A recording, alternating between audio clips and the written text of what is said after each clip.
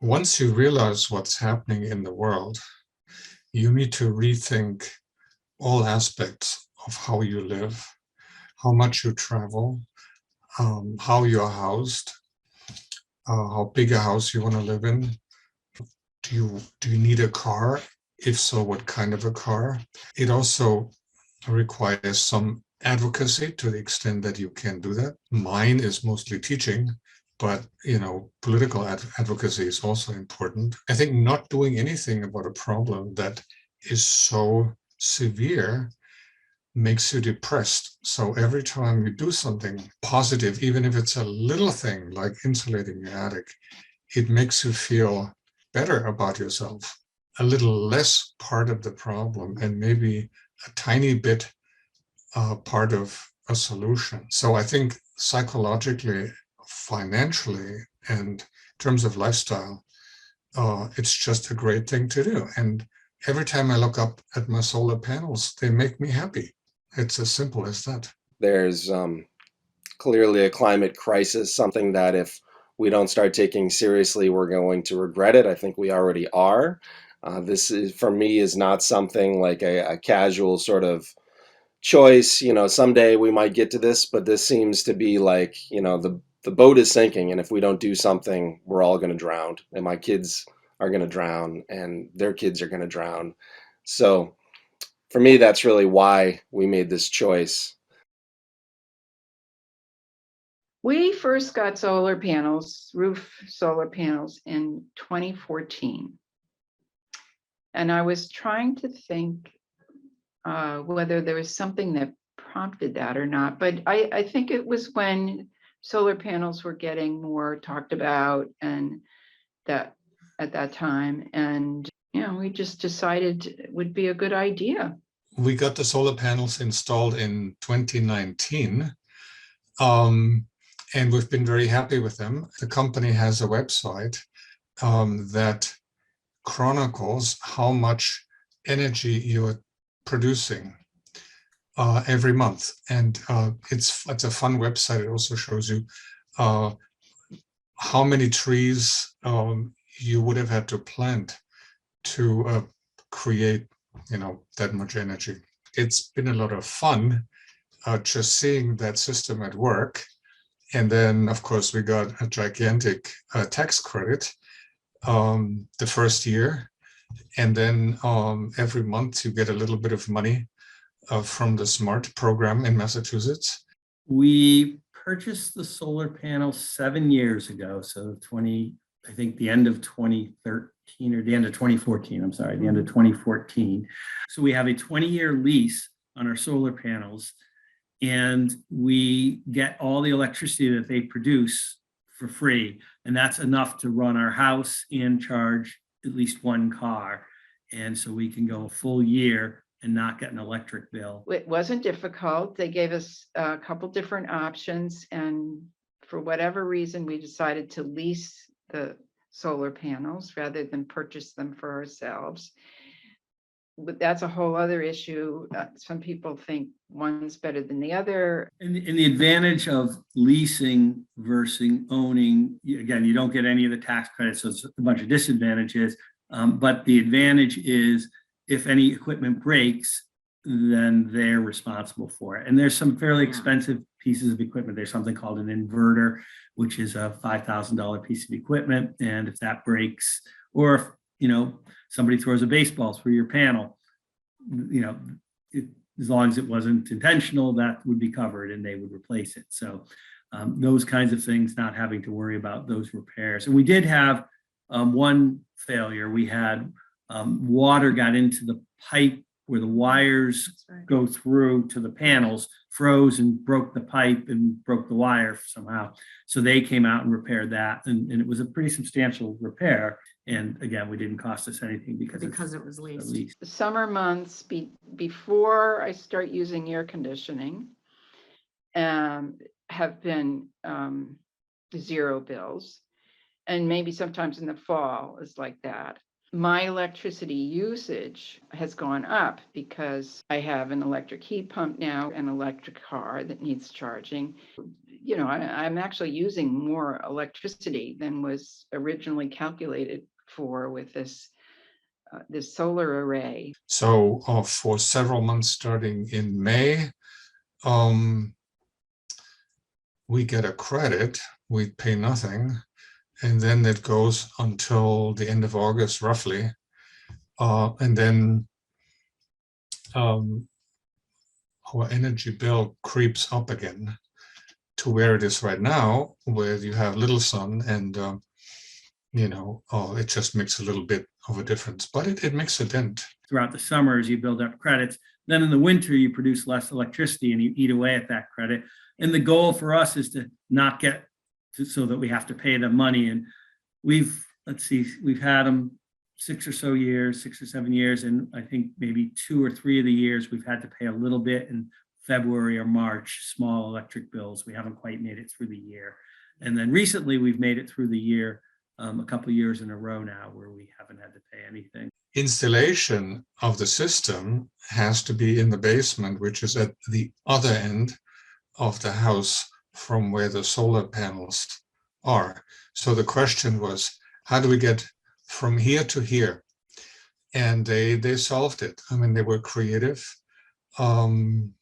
committed to what they were doing. So we were quite happy. There were no extra costs. It was exactly as promised. So the rafters on the side of the roof where the solar panels went had to be reinforced. So before they put the panels up, they had to come in and put up additional supports.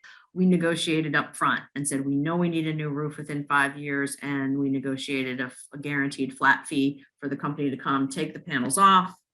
We had the roof replaced just less than a year ago, this past spring, and then put them back on. Glenn has an app that he can check on his phone and actually see that it's one time you knew there was a problem because he just every once in a while, I wonder how much electricity we're making today.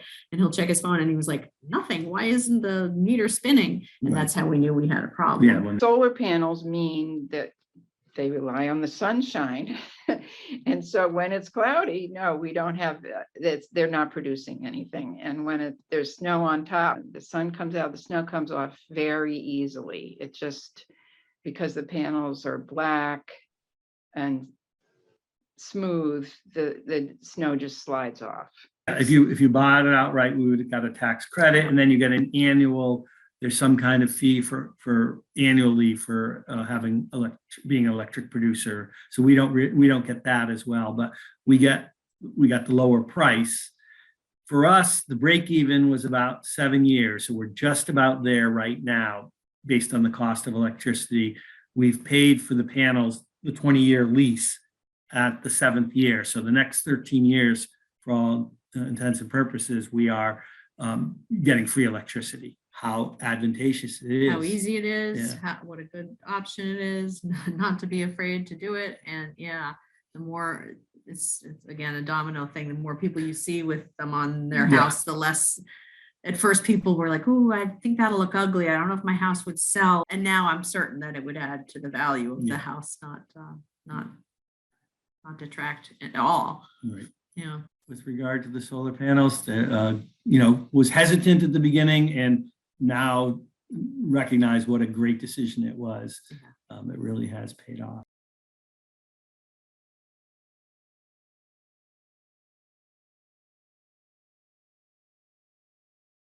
Decided to get an electric vehicle because my regular trusty old gasoline running low mileage car was old and got to the point where it really wasn't worth to get fixed anymore. So I was at what's called a transition point. The general advice is when you're at a transition point, when you need to change, when you need to get something new anyway, then go for the electric thing, whether it's for your house or your car.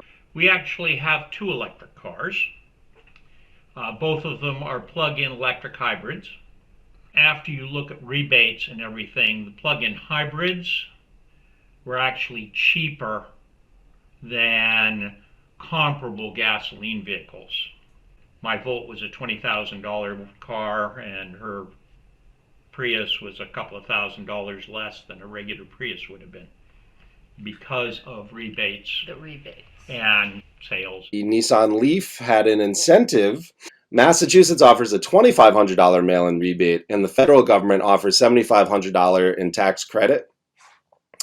But only for new cars and only for certain new electric cars. So it's only for cars that sell under an X amount. So literally, I got a brand new car for $18,000. The fact that it uses electricity and the fact that we had solar panels and we could basically run the vehicle from electricity produced off the house was very attractive. And the Tesla, to be clear, we actually bought used. We didn't buy it new. So the price had come down a bit where it was in an affordable range. It's also a very, very nice car to drive. It's a very comfortable car to drive, and it means that about 95 to 98% of the miles that we drive are all electric. And I can say that electric vehicles are really pleasant to drive. Got very good takeoff, very smooth ride. It's actually pleasant to drive an electric car. It's very smooth, it's very quiet. It's peppy, I think, enough.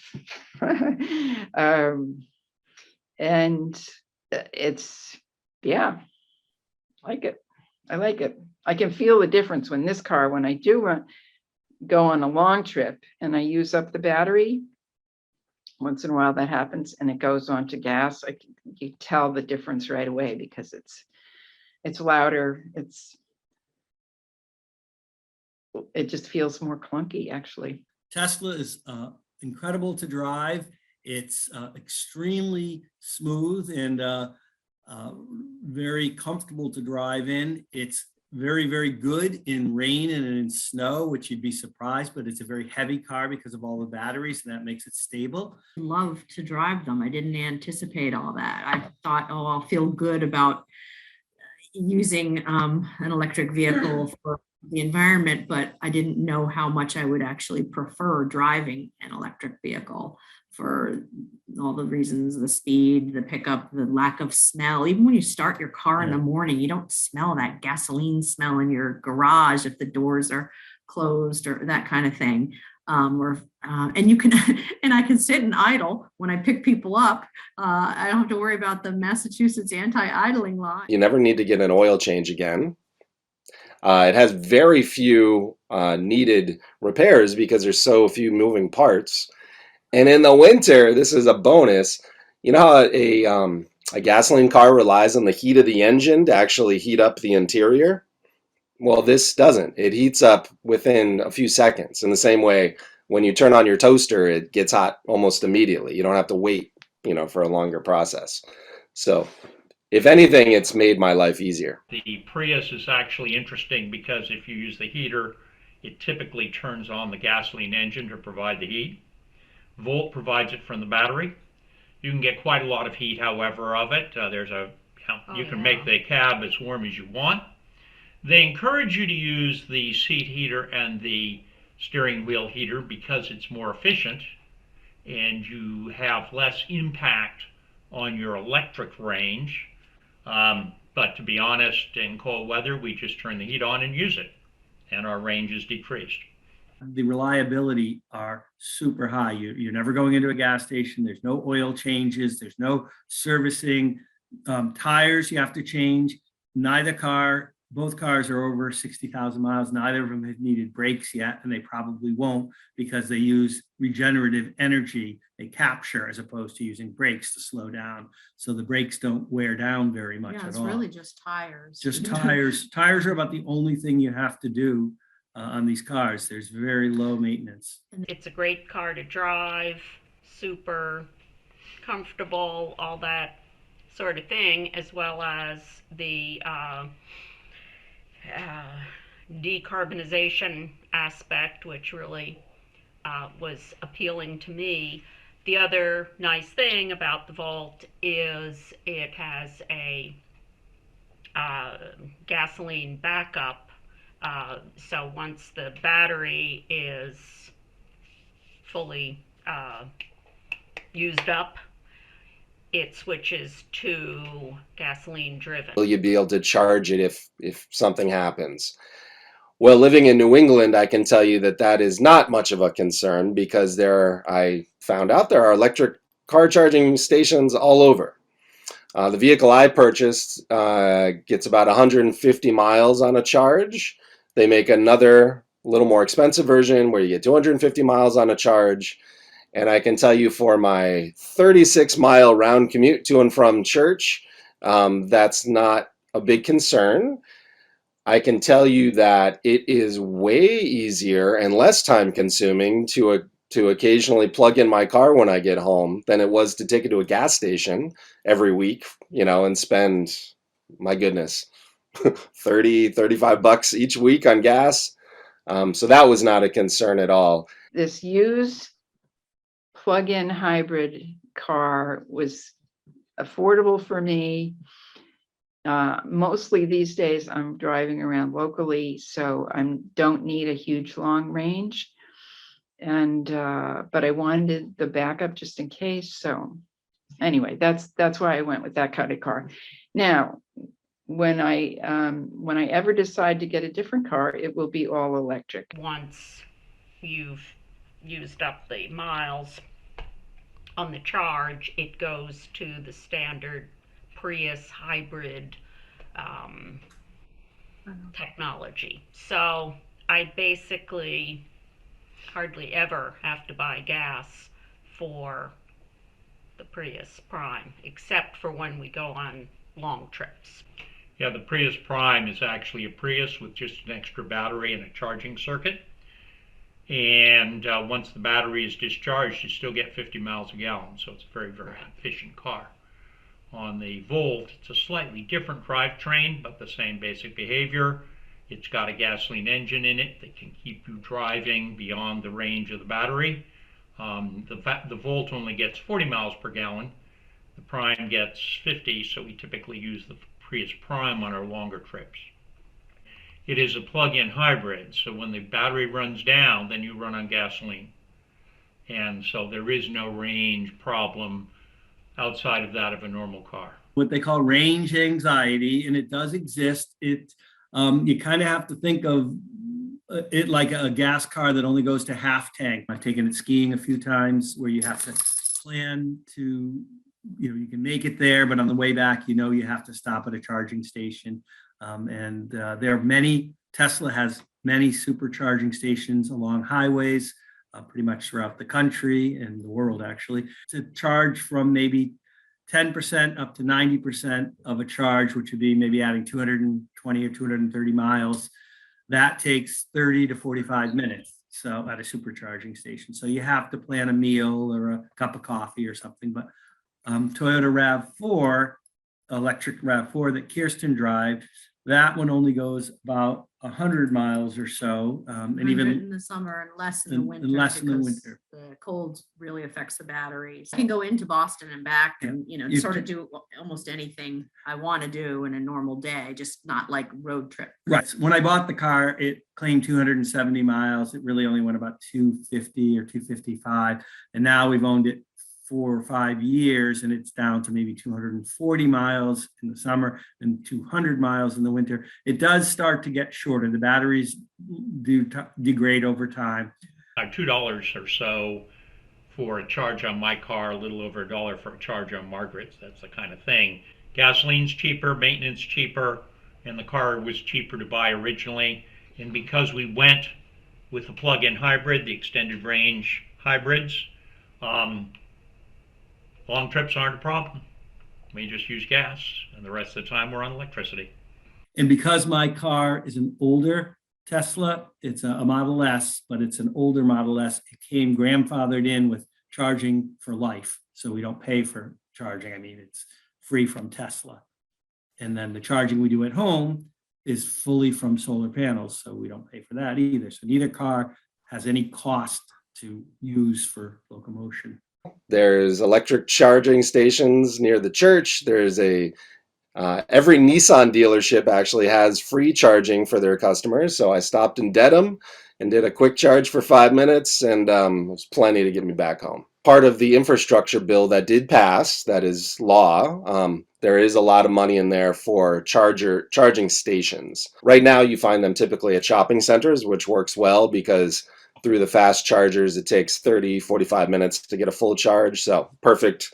Stop at the mall, you plug it in, you do your thing, you come back. It's nothing at all. It just uses regular household current. You know, I don't have a quick special charging station at my home.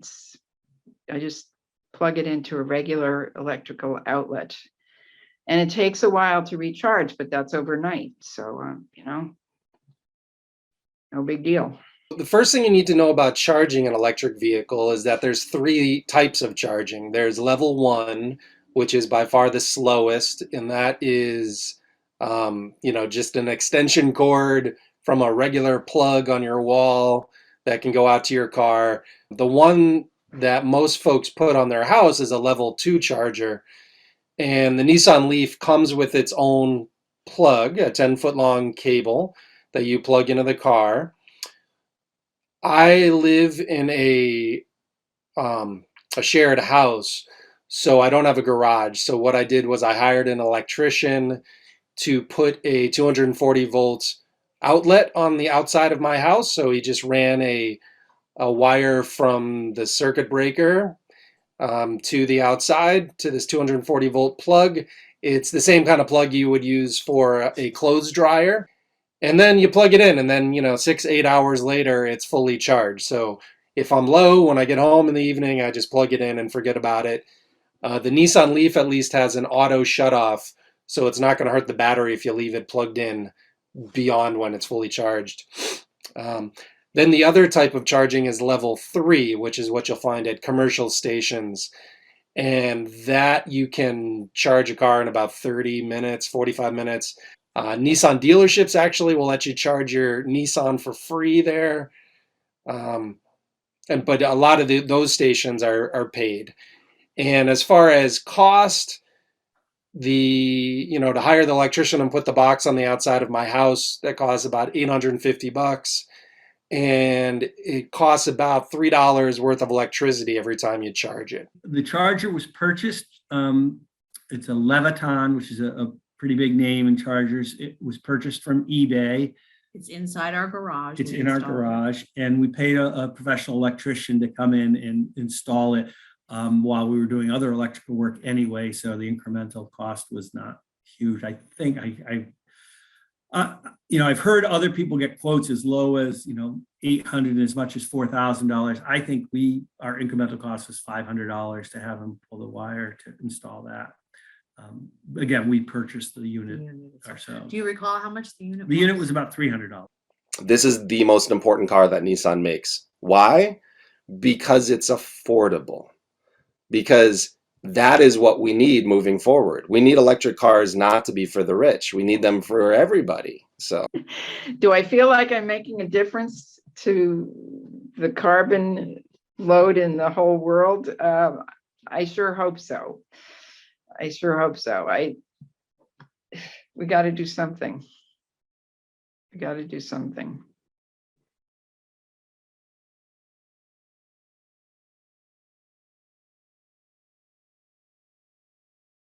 Basically, the project began 4 or so years ago when we finally decided to try to get air conditioning in the house after all these many years. And because we have forced hot water heating, we don't have duct work for putting in air conditioning. So we talked to Mass Save. You have 2 problems. One is to get heat distribution around the first floor, and you can either do that with multiple units or by ductwork. Ductwork's annoying. That was the whole reason for these pumps, is small ductwork. The second is you don't use heat in all of the locations all the time. So this way we can only heat the areas that really need heat, or for that matter in the summer, air condition the areas that really need air conditioning. So the living room tends to float up and down in temperature a lot more than the rest of the house, and the dining room has its own heater or our own heat pump, but We only use that if we just need an extra bit. So it made the installation easier, but it also allows us to only provide cooling or heating in the areas we need it. What started it is my furnace needed $900 to repair it. So that started my long story of looking into heat pumps and whatever. And I've learned a lot. I still have a lot more to go, but I started with my heating company, they're the people that I've had them before servicing. They came out and we discussed it and what we're going to do. And then I had Mass Save came out. I needed a new furnace. My other one was old. It wasn't worth putting $900 into it. And so I got a new furnace, but I still got the one that I got the okay from Mass Save, because I do get a rebate on that. It's not a tremendous amount, but it certainly helped. And of course, on heat pumps, you do also. There are two kinds of heat pumps, and when we talk about heat pump for most homes, we're talking about an air source heat pump. So that's what I have, an air source heat pump, and it's a unit up on the wall and up high on the wall inside, and then there's a unit outside that sounds and looks like an air conditioner kind of thing, and it is, because when during hot weather it's used as an air conditioner, cooler, and during cold weather it's a heater, and that kind of thing is called a mini split, and usually that supplies heat for one level of a building, and that heats up a part of our house that's kind of an extension where the heat would not. It helps the rest of the house, but it's not enough for the whole 2-story house. So that mini split has been really good. And then I also decided to get, since we already had air conditioning put in a number of years ago for the two-floor part of our house, decided to get that converted to what's called a heat pump again.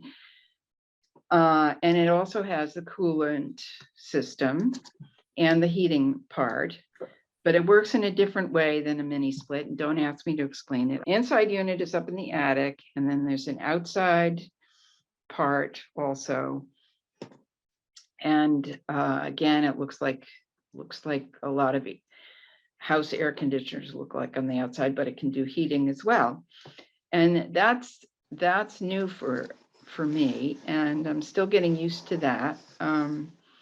That works best, it seems like, during spring and fall, when it's cold enough outside where you need some kind of heat inside. It is not enough to cover very cold days, and I still need to rely on our gas-powered burner for that. We have ended up using the heat pumps for all but the coldest part of the winter, like the last several days, basically, when we turn on the gas heat. But the heat pump is very efficient for heating and for cooling, and it has worked great. It's not inexpensive, or at least the system we got wasn't inexpensive, but we have certainly saved money and saved carbon footprint in terms of the reduction in gas heating use. New England, especially when it's very, very cold, they use a furnace as auxiliary heat for the heat pumps, because the heat pumps in my situation don't do that well in the really cold weather. So that's why they have to have a running furnace to do it. It's changed life significantly, especially in the summer, being able to have air conditioning. I mean, we don't run air conditioning all summer, but those several days or weeks in the summer, being able to have a comfortable temperature in the house makes my life a lot more pleasant, to say the least. And I will say, for heating, the heat pump heat is more pleasant than the baseboard heat. It gives a more even heat over the room than the baseboard does. So in fact, I like to sometimes, even if we're using baseboard heat, I'll top it off a little bit with the heat pump, because it just makes the rest of the room just a little bit more toasty warm. We had the first of 3 insulation projects. We had some insulation blown in at first. The following year, we followed up with having some foam insulation in the same attic. You know, we have 2 attics. And eventually, we also had mass save over, and they added some insulation to the other attic. They insulated the garage roof and the side where it adjoins the living space. So everything is much warmer as a result of that. Then we started replacing windows. We had old leaky windows, and now we have wonderful energy efficient windows and skylights. So I feel very good about it, even though initially it's going to cost me more money, but in the long run, it won't. Someone said, yes, but Eve, just remember, when your house does go up, you want to sell your house, or when it has to go up for sale, that is a plus.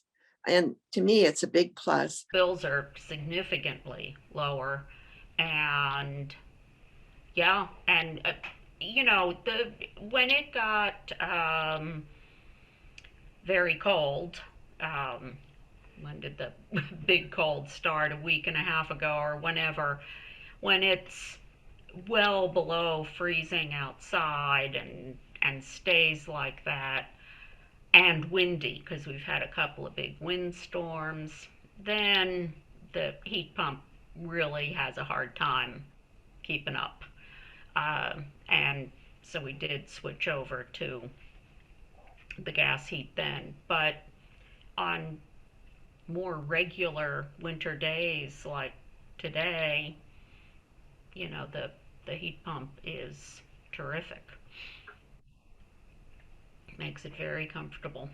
Why have the heat pump installed? Because of this now the importance of reducing and hopefully getting completely away from fossil fuels that emit the climate damaging greenhouse gases, whatever we can do. I truly, truly believe that. So I am doing what I can possibly do. Overall, probably it's going to save money over, you know, people talk about the payback, but that wasn't my main motivation. Actually, it was the awareness of what needs to be done about climate change.